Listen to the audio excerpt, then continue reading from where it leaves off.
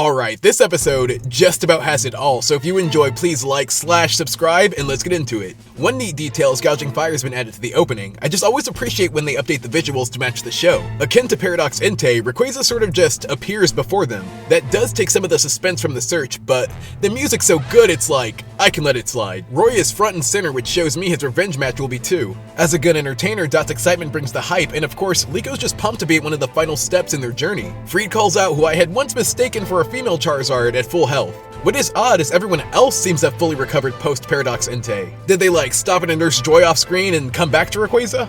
Who it's now their fourth match against, so they've got to make it count. It was slightly cooler having a Meteor Ceruledge riding on Charizard, I'll say. It honestly does feel emptier without a Meteor, but then again they're playing one of my favorite of Kanish's tracks, so I can let it slide. The anime sure knows how to make Lizardons look legendary themselves. I mean, Freed's bobbing and weaving with the Rayquaza. Yeah, no favoritism here. It was sick to watch Freed bait it towards Roy, who uses Flamethrower. Other than Disarming Voice, he is low on type advantage moves. Lico's impressive using Hatchram to make a bridge for Florigato to the dragon. Even if acrobatics didn't land, unlike Dot's Quackwell and Tinkatuff, who could do some super effective damage with Play Rough. Well, now Kilowattro's gotta make an appearance or it's the only non-starter left out. The group has got Rayquaza on edge, which I could believe since they've improved against every Lucius Mon. That said, they have yet to win any and are hot off the heels of gouging fire, so it's touch and go. The RBTs do show just how battle competent they've become, which only makes me want more from Rayquaza, which it delivers in the form of Draco Meteor. As it pours down the Death Rocks, I can't help but wonder its motivation. Clearly Roy wants to capture it, but would Rayquaza depart from Lucius if he was still alive? Would Rayquaza sign up for Roy and Quacko's vocal lessons? I'll say, I like how they split the group up. Although they're technically battling together, there's still a sense of individual matches. Even considering Roy and Freed's trifecta tag team Flamethrower, collaboration is what's also giving them the upper hand. Once again soaking their opponent to charge up Cap's Volt Tackle, which the dragon typing would normally resist. Reminds me of the early Sprinkler play against Brock. Much like that was curtains for Brock, this time it's lights out for Dot. To be fair, she does have the least at stake in this fight. Take Freed, a huge aspect of his career is learning about Lockweem, which involves Goth Rayquaza to achieve. Roy saves Pikachu from falling to Arceus knows where, and check how reliable he's become. I'm only disappointed Cap took his cap off. Lucius's Rayquaza reminds them it's there with a Draco Meteor, and I'm sorry, but there's no reason Hatchram should be able to touch it without fainting. I support its role in defense though. Crocolar hops around on Kilowattrel and lands on top, enduring some static itself, all for the sake of delivering a super effective blow. Rayquaza is resilient when it takes them seriously instead of flying off mysteriously. Lucius's Mon are also clever, whether it's clearing the sky to use photosynthesis or distracting them with an upwards Draco Meteor to take them by surprise up front. It's clear these are more than wild Pokemon. Rayquaza even targets what I thought was its friend Pogogo. It's just attacking indiscriminately. One of the coolest things is Freed's Rising Volt Tackle, the name of the Volt Tackle where Cap creates his tornado to fly. Neat way to distinguish this version of the move. Just look at the massive scale and the mouse still sent it blasting off, getting quite the holy looking dragon ascent in return. Adds so much suspense the way Rayquaza picks them off one by one. They lead you to believe it's only Roy and Crocolar left, but Terapagos is Lico's to use now too. At least Crocco's got the experience. I mean, they are evading. Since they've never battled together, Lico probably wouldn't have tagged Pogogo in herself. Though, it seems eager to brawl. I mean, we've seen it be aggressive with the Meteor. Using the crystals to go into its terrestrial form shows that obstinacy.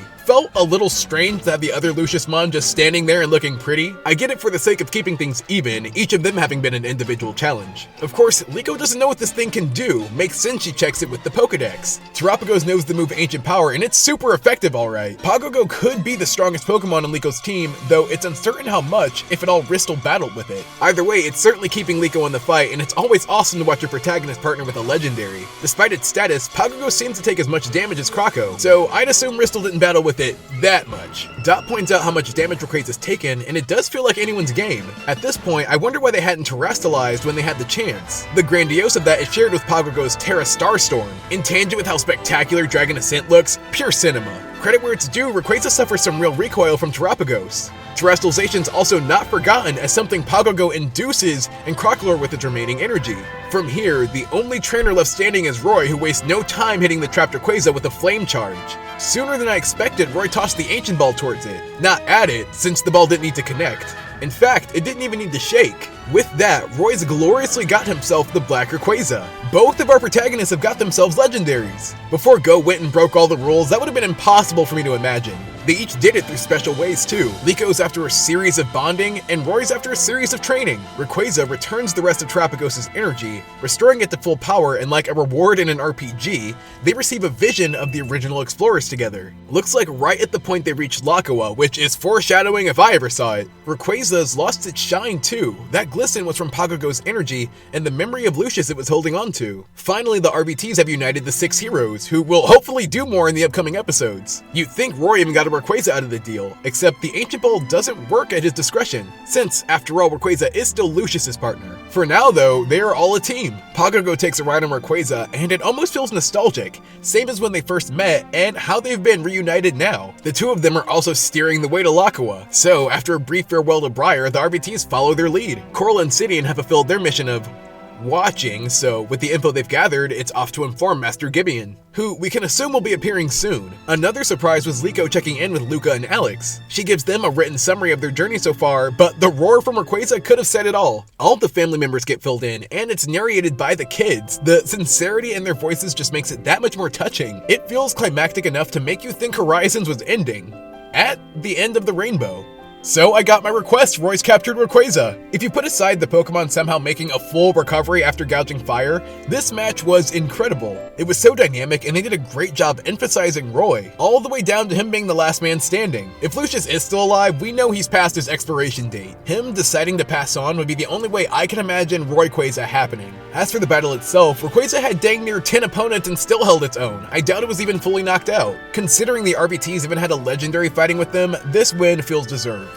82 is also a big number in this series, but more on that later. After all this time, the crew is headed to what we know as their final destination. As the explorers start to make a move, hopefully we'll get a better picture for what the future of Horizons holds. If Liko, Roy, and Dot's journey continues, or ends at Lakoa. So, for all this episode gives us, I give it an A. If you stuck around, a like and sub's always appreciated, so thanks until next time.